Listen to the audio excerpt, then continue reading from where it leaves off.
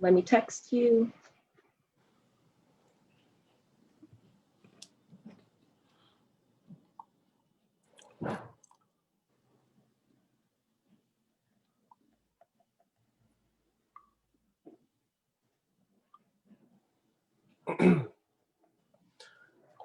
Friday. All right. Welcome to No Cap Wednesday. I am Uriah, your host. I'm a product of Benton Harbor, Michigan, and a graduate of Countryside Academy. Shout out to the Cougars. I'm gonna do that every Wednesday because I am Cougar proud. And for the next, I think it's 3 weeks now, because this is 2 weeks, because this is our third guest. At 7 p.m. on Wednesday nights, I'll be having honest conversations with some influential members of our community on how together we are better. We'll talk to healthcare workers, ministers, community organizers, and even educators about solutions to make our community better. So join me right here every Wednesday night at 7 p.m. Tonight, our guest is Edward Brown, Minister Edward Brown at that. I wanted to talk to him because he offers a unique perspective through a lens of ministry in our community. We've had some amazing conversations, and I look forward to this one. Edward, would you like to introduce yourself a little more? I will. Uriah already stated my name. First, want to say I appreciate the opportunity to engage with you guys. It's truly a privilege and an honor. Once again, my name is Edward Brown. I'm a mailman over in the city of Niles. So I, deliver mail for a living. I am a graduate, 2006 graduate of Barron Springs High School, but I am a Tiger at the same time. I did 11 years in high school. I mean, not in high school, but in schooling in Benton Harbor, and just did one senior year in Barron Springs. So I do bleed orange. So shout out to the Tigers and shout out to the Shamrocks, But yeah, I'm very glad to be here and ready to dive in. All right, so Edward, here we like to start off. I'm gonna get comfortable. I always start off by asking a miracle question, and that's a big question, and then we zoom right in through the next couple questions. So our miracle question, if you were to wake up tomorrow morning to the perfect Benton Harbor, what does that look like? What's different? And how do we get there? If I were to wake up tomorrow, my ideal of a perfect Benton Harbor would be a cleaner Benton Harbor. Cleaner environment, a place of promise, a place where when you wake up in the morning that you are excited about being in this community. You're excited about just being a part of this community. I believe that this community has a lot of potential, and that would be it. A cleaner Benton Harbor, something to wake up to. You mentioned that you feel like Benton Harbor has a lot of potential. What are some of the positive things that you noticed about our city? Well, dealing with and having conversations with different ones, it's a lot going on. A lot of people have a lot of ideals, and I believe that sometimes we don't have all the resources for these ideals to get them, up and running off the ground. So a lot of things that I see going on, I see it's just a lot of positivity. What are some of the strengths of this community? Some of the strength is you can tell the people of Benton Harbor really love their city. They really love the city of Benton Harbor. Even though all the trials we've been through as a city, you can tell that people genuinely love the city. So some of the strength is you have people in the city that actually want the city to thrive and grow, whether it be in the school systems or it be in the employment agencies, wherever you have people they want to see Benton Harbor grow. You have people that not so quick to give up on Benton Harbor. So I think Yeah. that's a good strength, because so many times we can run away from things, from tasks or difficult circumstances. And what I see in Benton Harbor is a lot of people that has a tenacity about themselves, and they actually want to see a better Benton Harbor. They actually want to see the school system back up and running. So because even, I touch on the school systems, you had a lot of students that went over to different districts, Barron Springs, whether it was Coloma or Lakeshore, St. Joe, because maybe it was a lack of trust, with the school system. But, and we could have folded. I mean, the enrollment level has went down, but I believe that we have good people in place now, with the school board, that if we all work together, if we all work together, I see that coming back alive. Yeah, I definitely love to hear that. I didn't go to Benton Harbor High School either, but I did go to a Benton Harbor area school, which I just shouted out, Countryside. I'm gonna shout you out every time I think about it. But you sounded really passionate about that. So I kind of want to backtrack just a little. What are some of the things that you're passionate about, and what are some of the things that you're working on? Well, I'm passionate right now. My main thing is unity. So I'm passionate about working with whoever has anything going on. Sometimes my wife tells me that I have my hand full, because I try to put my hand in everything. If I see something positive going on, I'm passionate about making it work. Yeah. I can't say that I always been that way. It has been times where I may have been a little selfish, and but over time, where I'm at and where my passion is if we can put our differences aside, and all of that, and put that to the back burner and work together for the greater cause, greater purpose. I believe that things can happen, because where there's unity, there's strength. So anywhere that will be my main thing, because I believe that it's never a one-man show. Yeah. It's like a symphony. You have one playing this set of notes. You have another individual musician playing another set of notes. But when you hear all of the things coming together, they make one good sound. And Yeah. one person may bring this to the table, and somebody else may bring this to the table, and it may not be the same thing. But one thing that I learned, that if I have a mind to embrace my fellow man, whatever he may bring to the table, he may have something that I may not have. I may have something that he may not have. We put these things together, the sky's the limit what can happen. I love this idea of unity, especially today, because today is the inauguration day. And that was one of the things that President Biden spoke about heavily in his speech, unity and bringing the country together. And I always say that we have to think globally and act locally. I'm going to say that again for the people. Say it again. We have to think globally, but act locally. And so that really just means if we do our part in our own backyards, then it'll have an effect globally.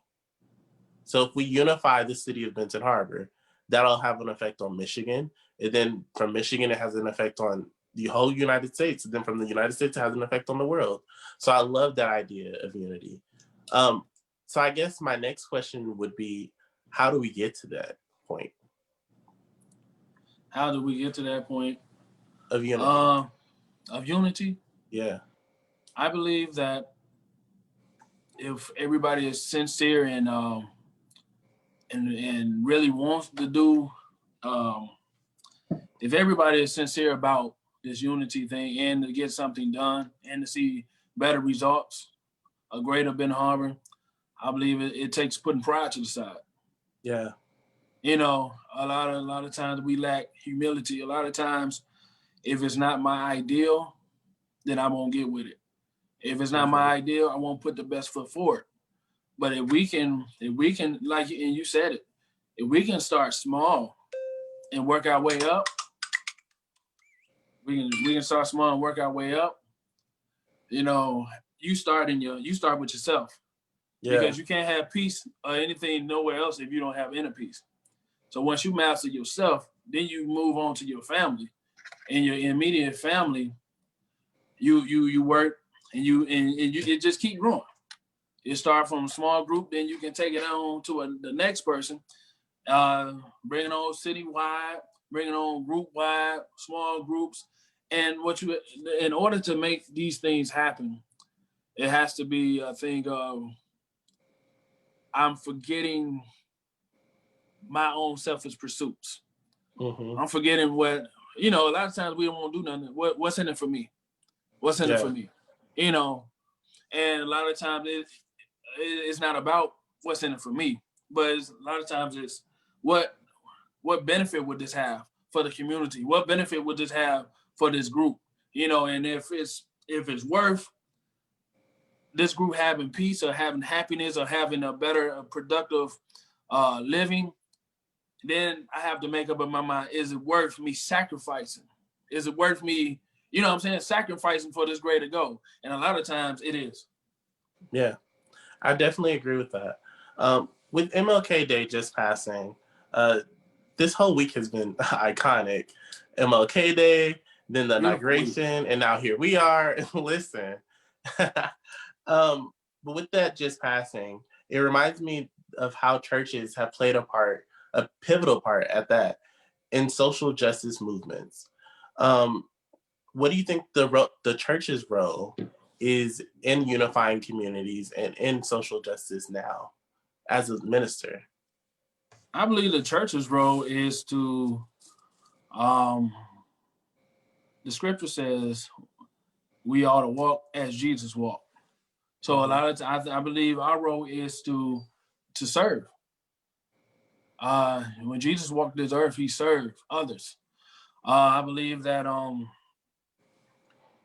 we can quote the word, we can quote scriptures all day, but we have to move from quoting the scriptures to applying the scriptures, to living out the scriptures. I have a nonprofit that my wife and I started last year called Light Salt.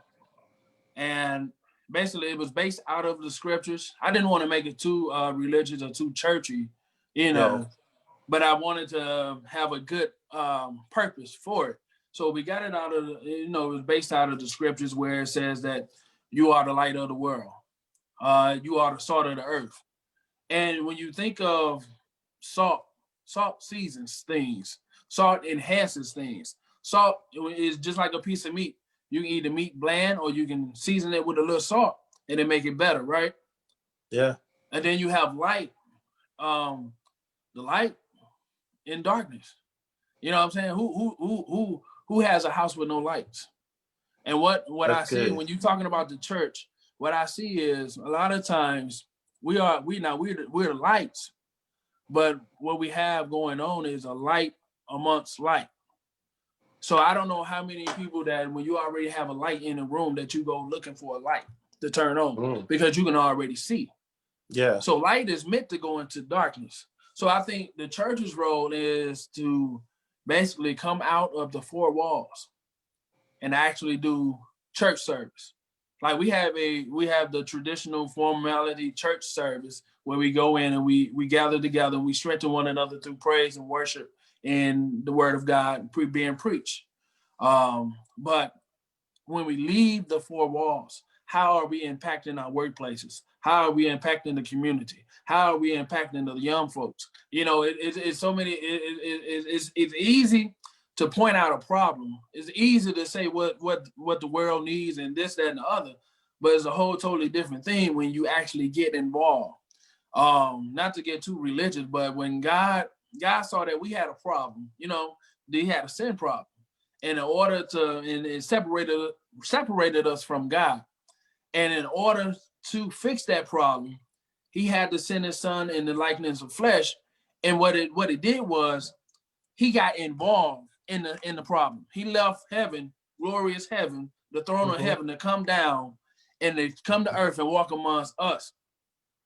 You know what I'm saying? So And he said it in the word. He said, "Let this mind be in you, which was also in Christ Jesus." So when I dissect that or think about it and analyze it, is, you know, he was able to come down to our level without compromising himself. So when we're dealing with each other, we must be able to come down to each other level. It's time out for I'm better than you. This, because you have maybe over 100 churches in Benton Harbor. And I was talking to a friend of mine. She was telling me that Benton Harbor is only like 4 square miles or 4 miles or something like that. It's not that big. So you have a lot of churches. So he's saying, if we have these many churches, what is really going on? And I believe that when we get out of the just the formality of everything, and we leave the churches and we actually get out into the community and try to be this light, try to be this salt, we can make a difference. Yeah. I know I've been talking a long time, but no, go ahead. Even with that was the light, the purpose of light salt was to encounter, which you have to make an encounter. In order to change something, you got to encounter it first. Then you encourage, you enhance, and you empower. You know what I'm saying? So whatever I got to do to make that happen, with the things that I have taken on within the last couple months, the BHCDC, Benton Harbor Community Development Corporation, it deals with trying to put the residents of Benton Harbor into home ownership. So what we're doing is I'm a home buying counselor in that program, and the purpose of it is to try to get the residents of Benton Harbor the skills they need, the information that they need in order to make these things happen. You know, in order to be a homeowner, because a lot of times if you don't tell them, they won't know. They won't know the information. And that was just brief on that. But even with I want to give a shout out to Nick Blue. I saw he had something going on calling the young man to stop the violence. And I said, hey, that'd be something good to get involved in. And so I signed up for that too. And what I loved about it, and I'm gonna quit talking after this. What I loved about it was that the man that showed up, for one, showing up is the first part to show that you care. A lot of times, people don't care how much you know; they want to know how much you care.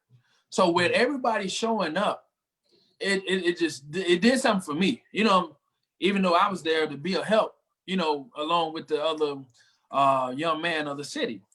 And it was like, I actually saw where you probably had different faiths there. You probably had different backgrounds there. You probably had different occupation, everything. You know what I'm saying? Different everything, but everybody came together for the common good, the greater purpose. To try to figure out what can we do in the city? What can we do to help the young man? What kind of mentoring programs can we put together? What tutoring can we put together? What can we do in order to help stop the violence? And once we move from just conversating about it or having conversations about it and actually putting it into action, we will start seeing some changes. And I believe that we on the way to that. We're on the way to success with all of those things. Man, I am a church boy through and through. You know this. Edward is actually my cousin, guys, just in case you guys didn't know. So I get to hear this all the time. But I'm a church boy, heavy through and through. I feel like I was just in church. Like he just preached the whole sermon right there. And the resounding message of that, was a message of community. Like that's one of the things that I firmly believe that we are missing in Benton Harbor, a sense of community, because when you have a sense of community, it brings about pride in the community. We have that when we have the, what is it called? The winter tournament or the holiday tournament? Yeah, maybe. We have it then, you know, everybody comes together. And I think we talked about it, the first Facebook Live event with Tasha, how it gives the people something to believe in. Everybody gets to get dressed up. We're complimenting each other, you know, that kind of thing. but we don't really have that all year round. And so that's the resounding message that I got out of that community. Now I want to double click though on the Benton Harbor Community Development Center. Is that what it's called? Corporation? Corporation. Yes, sir. Tell us a little more about that. Well, I was basically, there was an ad out for home buying counselors. It was, I believe it's spearheaded by Ashley Hines. You have Kamani, Devin. You have a whole team that was put together, and we do training off of HUD housing. So what the purpose of it is basically to put the residents of Benton Harbor in position in order to be able to purchase homes in the city, even if it's fixing their homes, just getting them in the right position for that. And another thing, we are raising money because the goal by the end of the year is to try to put at least 10 families in homes. And by way of that, with being able to give them a loan, a grant, not a loan, but a grant of $5,000 each for down payments. So those are different goals that we are going for, and that's basically what it is. How does someone donate to that? How do we donate to that? You have to get in contact with Ashley Hines. And if you follow me on Facebook, I will put the link up, and we accept donations for that. So if you're interested in that charity, we'd be really gracious and appreciative of those gifts. And let me encourage you, it's good to give to good causes. I had and not to get off topic, but we talking about the causes and how to donate. I had a friend I went to school with named Latrice Galladay. And I just caught wind that they came out with this foundation or nonprofit called Crowns of Love, where they actually make wigs for cancer patients. Wow. So, because you're going through that chemo, sometimes you lose hair and sometimes you lose yourself. I mean, you get low self-esteem, but they actually make wigs for all races and send them to them, and they still can be pretty and look beautiful and have a high self-esteem about themselves. And that was that was a cause that I just started donating to, because I believe that when you see a good cause, you should donate to it. Yeah. So I want to pause right here and kind of reintroduce you as if this was a commercial break, because I feel like you just sold that anyway. So that was a commercial break. And I want to let the people know who you are and who we're talking to. So you are Minister Edward Brown, a lifelong resident of Benton Harbor, founder of Light Salt Ministries, a nonprofit created to enhance and empower.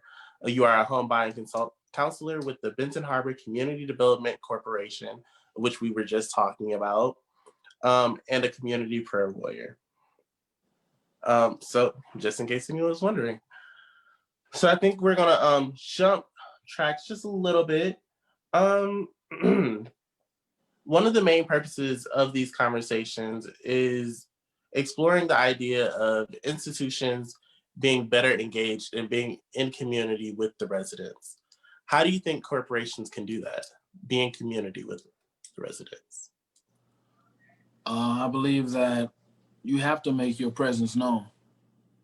You have a lot of corporations, but you have to show that you care for the residents of Benton Harbor. So I believe that in order to make that happen, you have to put on programs, financial freedom programs where budgeting, what I'm saying, where you people are able to learn how to budget their finances. Some people have struggle in that area. Some people, corporation, just put it on. I think if they have programs, setups, and they're more present with resources, because I know for a fact that a lot of times only certain people know about certain things. Mm-hmm. You know, so say if a corporation, because many corporations may have things that they offer, but if they don't advertise or make it known to the general public, the general public won't, I guess, inquire about it.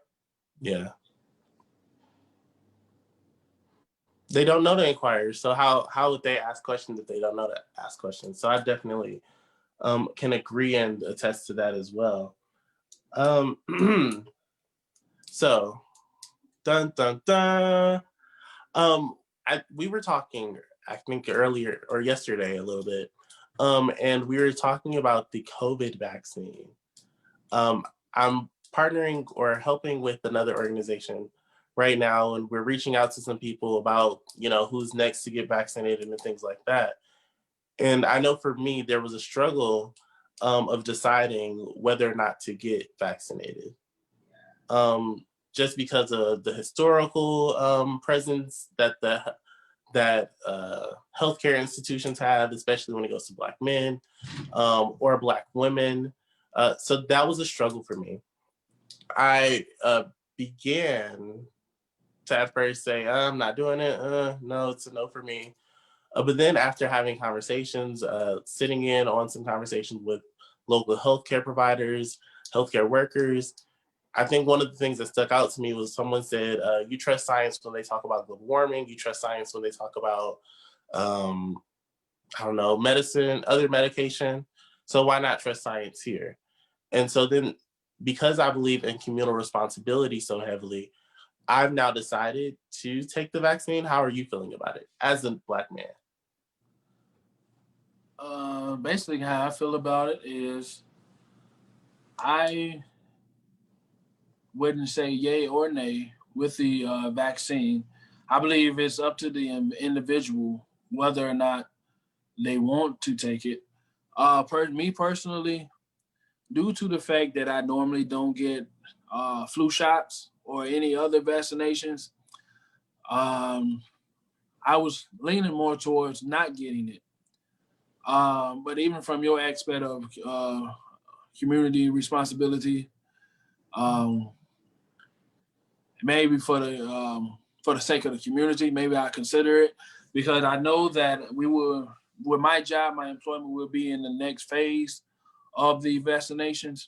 But I honestly feel that if you normally get flu shots, if you have medication for high blood pressure, diabetes, then I don't believe that vaccination for the coronavirus is any different. If you normally do these things, I wouldn't have too much concern about the vaccine for the coronavirus, because if you normally do it, I don't see anything wrong with it. I honestly believe that there has been a lot of fear. I believe a lot of people are fearful about getting this vaccine, and I think it's been caused by the media and by different YouTube videos and saying it can be maybe the mark of the beast. It can be something against a particular race.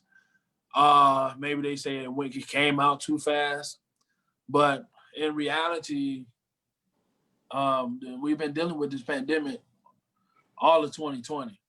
We still dealing with it now.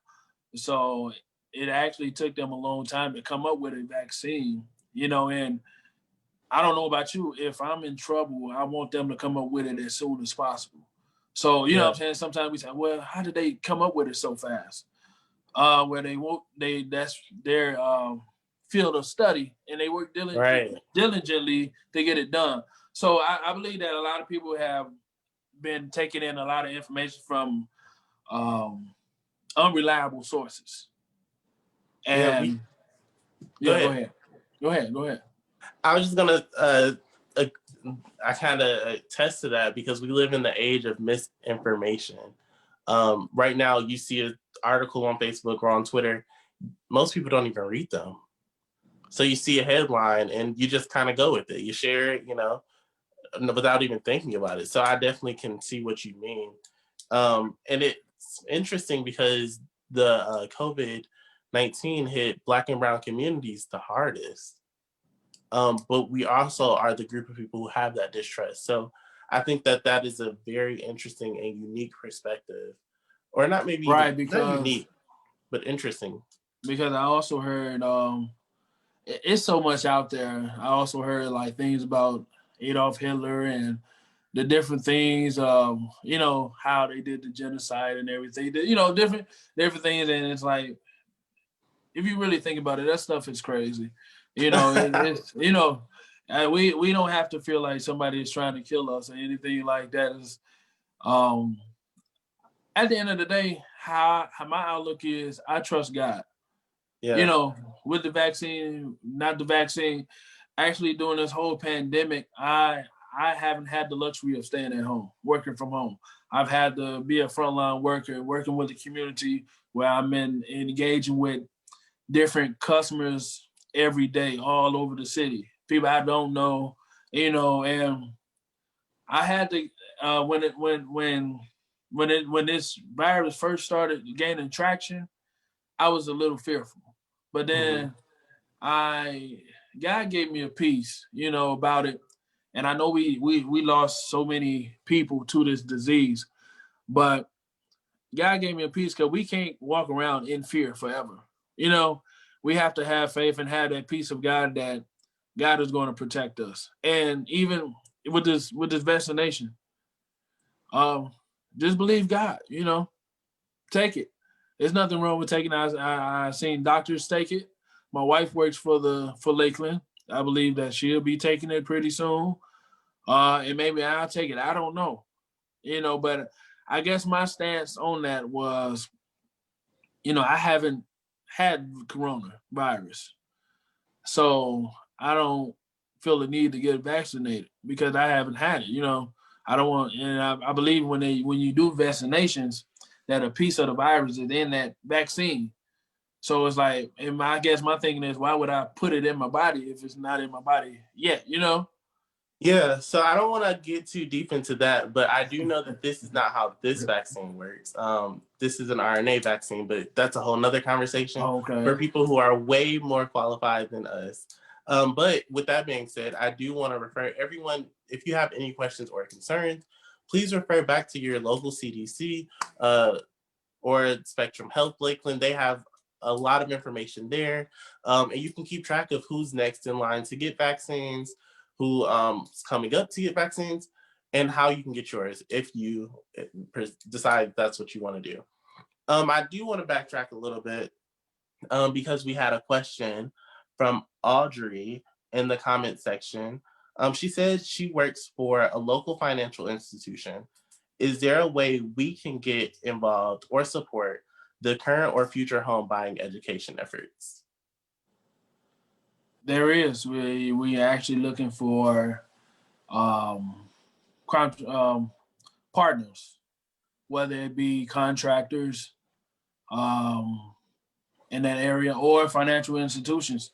If Audrey can get with me, I can connect her with the person in the organization that deals with the financial aspect of that.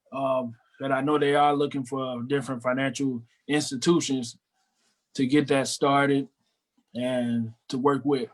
So yeah, it is. It is open for anybody that wants to get involved.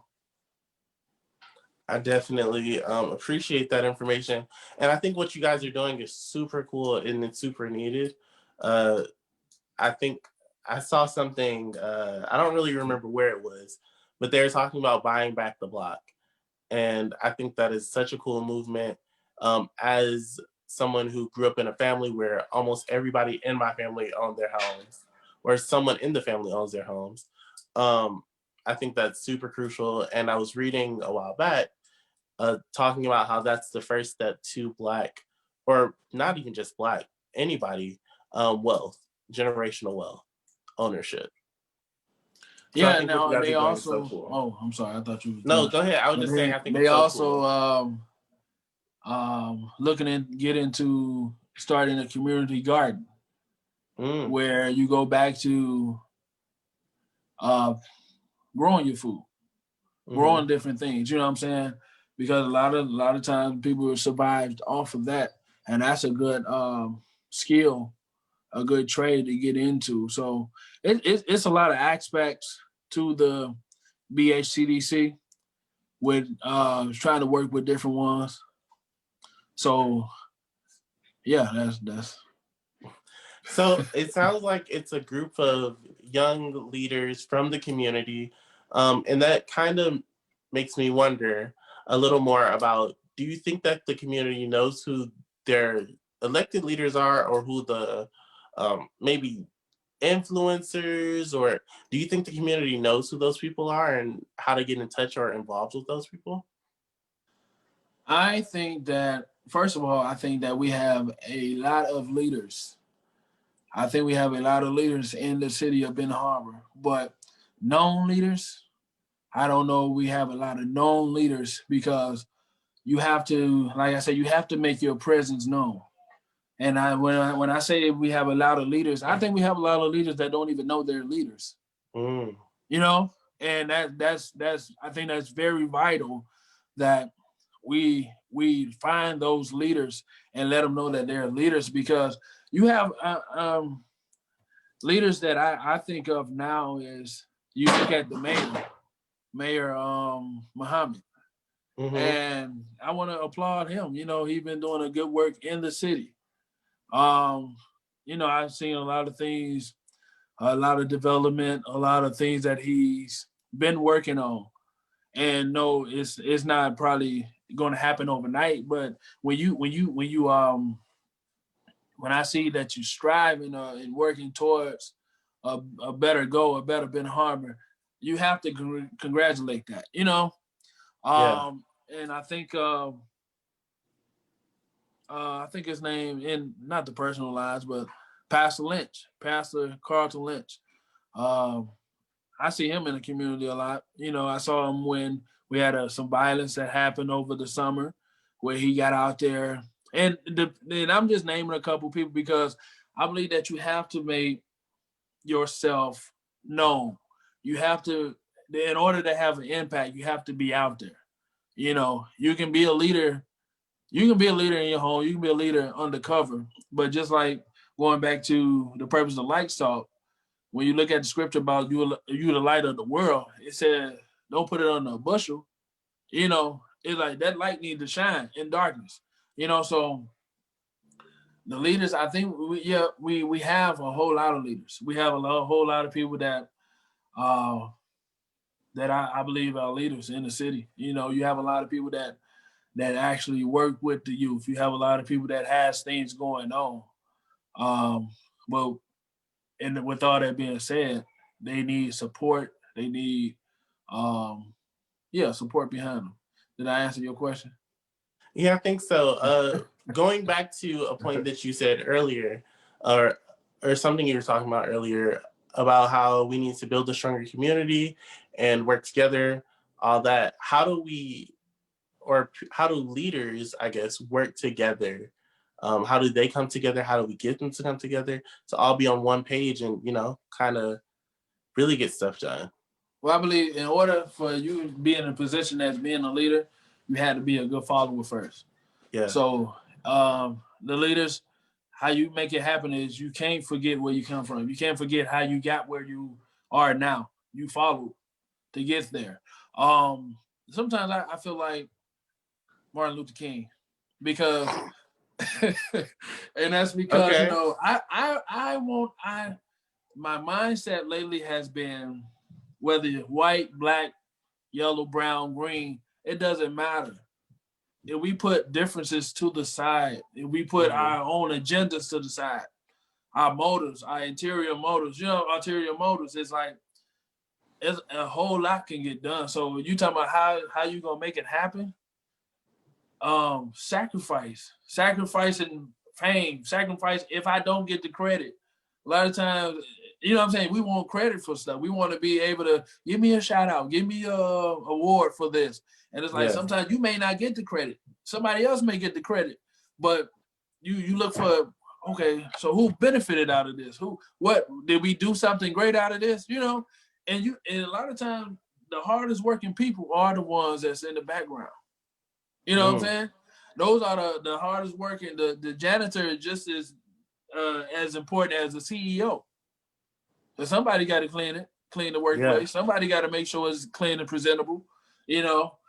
So when we get to the point where it's not about me, it's not about pushing my own selfish agenda. It's not about even with the church leaders. It's not about I'm doing this for you to come to my church. I'm doing this, you know what I'm saying, for what I can get out of it. When we get to the place of love and community and togetherness, it's so much that can happen. Yeah, I definitely, man, that's so good.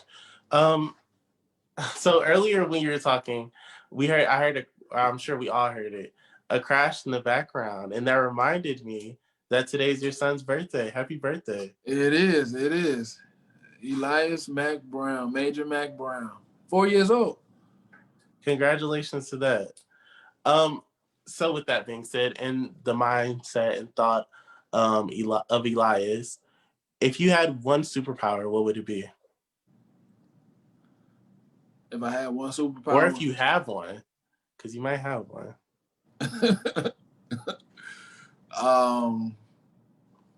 If I had one superpower,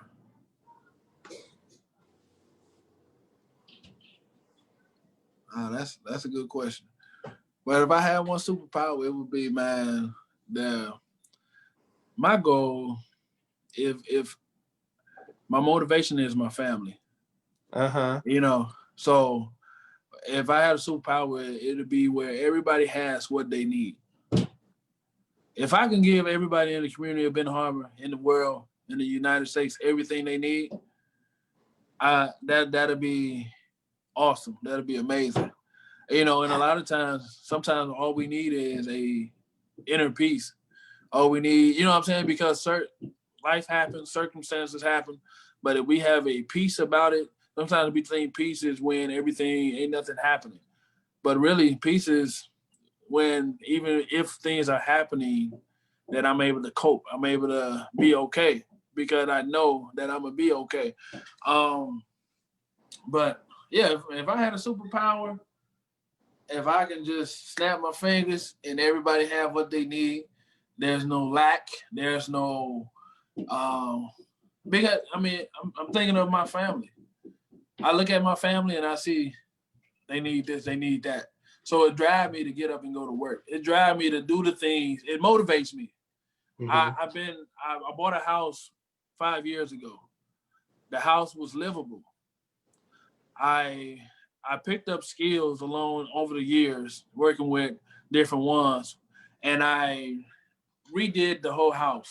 I'm still currently working on it, but there was times where I get off my job and have to come home and put in work at home, where when you put in work at home, you're not getting paid.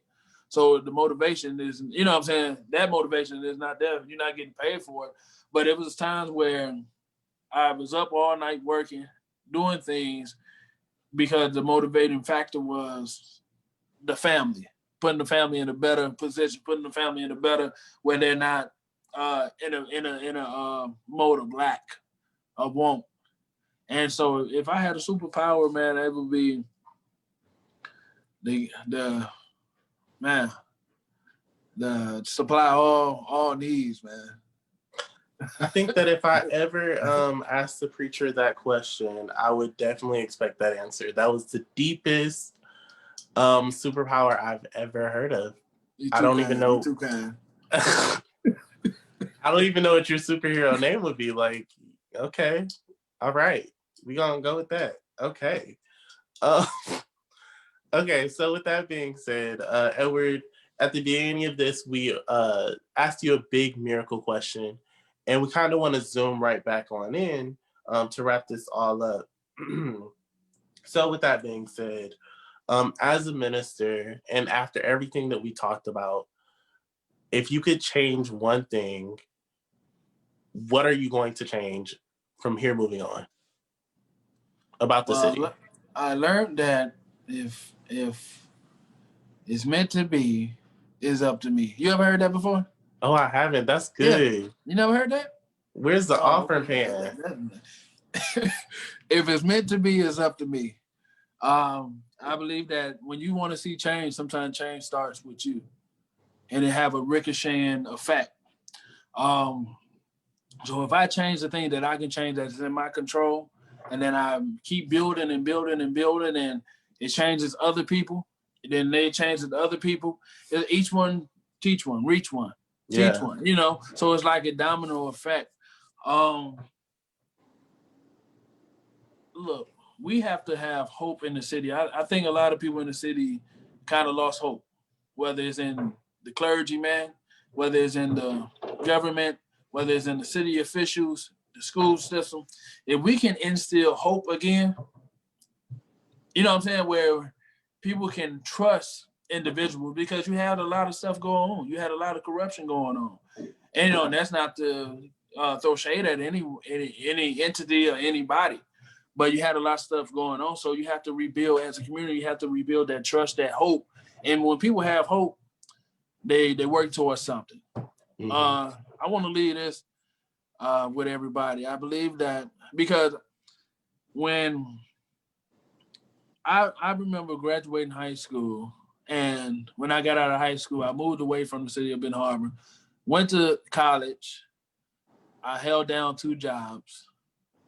I got caught up in doing drugs.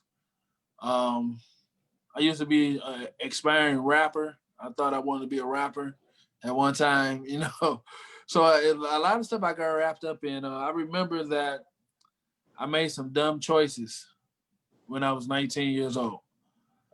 And it ended me, and I'm not ashamed to say it landed me in jail.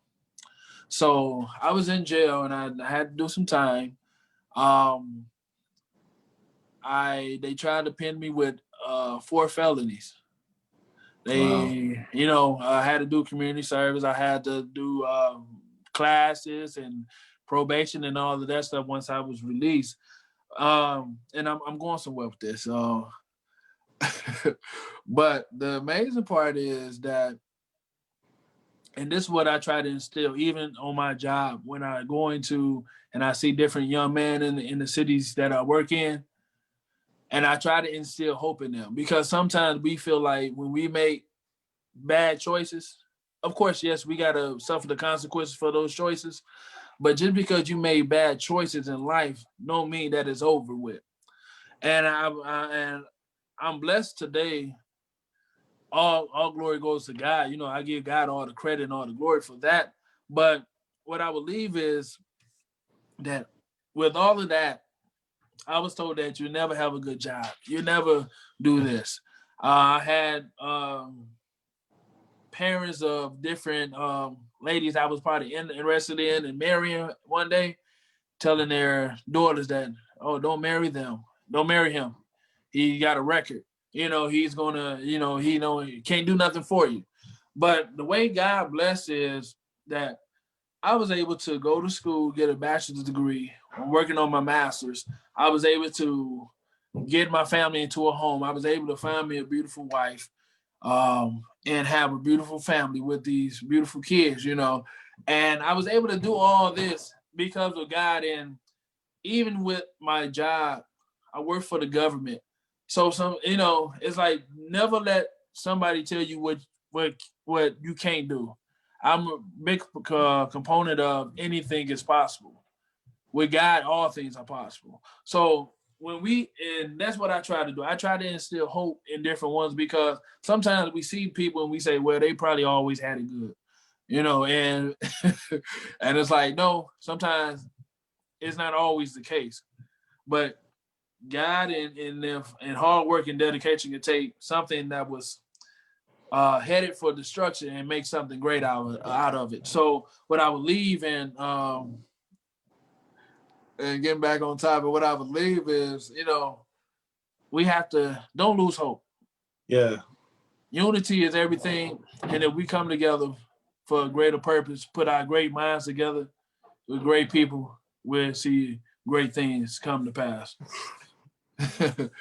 Edward, this was such a great conversation. I really appreciate you being so transparent and telling your story to encourage people. This was the most preachery no cap Wednesday I've ever been a part of. I felt like I needed to break out the hymnal and sing a good song. But we're not gonna. Do we do got that time? Because, we got time for a song? we don't. You're definitely on preacher time. So we over. So with that being said, thanks for being with us this evening. To our guests, our friends, to you, Edward, I appreciate you all being here, especially on days like this where we know there's so many things going on in our country and in our world. We're in, I don't want to say competition, but there's so many other events going on, I guess, right now with the inauguration going on. So you had plenty of options of places to be. So we appreciate you being here with us. I'd also like to thank Spectrum Health, Lakeland, and the Center for Better Health, which will be reopening soon, for making this forum possible. See you all next week, where our guest will be none other than Verna Abdullah, a nurse. So we'll see about this from a medical standpoint. Have a great night, everyone. We really appreciate this. Peace out.